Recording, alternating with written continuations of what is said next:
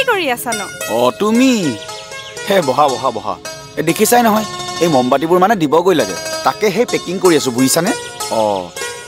চোৱাচোন চোৱা নতুন ডিজাইন অকণমান দিবলৈ চেষ্টা কৰিছিলোঁ কেনেকুৱা বা হৈছে বাহ বঢ়িয়া হৈছে পিছে তুমি মমবাতি বনাবলৈ কেনেকৈ শিকিলা APFBC আয়োজন কৰা মমবাতিৰ কৰ্মশালা এটালৈ গৈছিলোঁ গম পাইছানে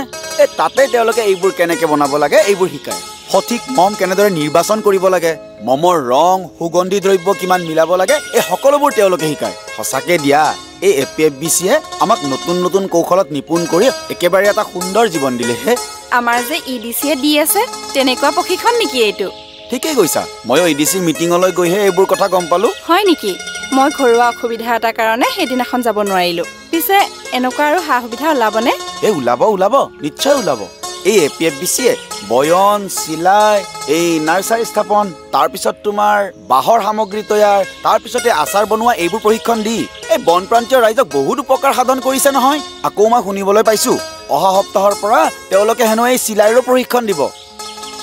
এইবাৰ মই চিলাই প্ৰশিক্ষণটো লৈ থ'ব লাগিব এনেও মই চিলাই শিকোকৈয়ে আছিলোঁ লৈ থোৱা এনেধৰণৰ প্ৰশিক্ষণে দক্ষতা বিকাশৰ লগতে পৰিয়াল আৰু আমাৰ নিজক সমাজত এক পৰিচয় দিয়ে লগতে পৰিয়ালকো আৰ্থিকভাৱে কিছু সকাহ দিয়ে হয় ভাবিলে সঁচাকৈ আচৰিতে লাগে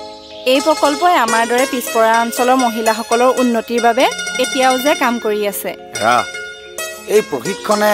আমাৰ বাবে এক নতুন দুৱাৰ মুকলি কৰিব তাৰ লগতে আমাৰ মহিলাসকলক একোগৰাকী সফল উদ্যমী নাৰী হিচাপে গঢ়ি তোলাত সহায় কৰিব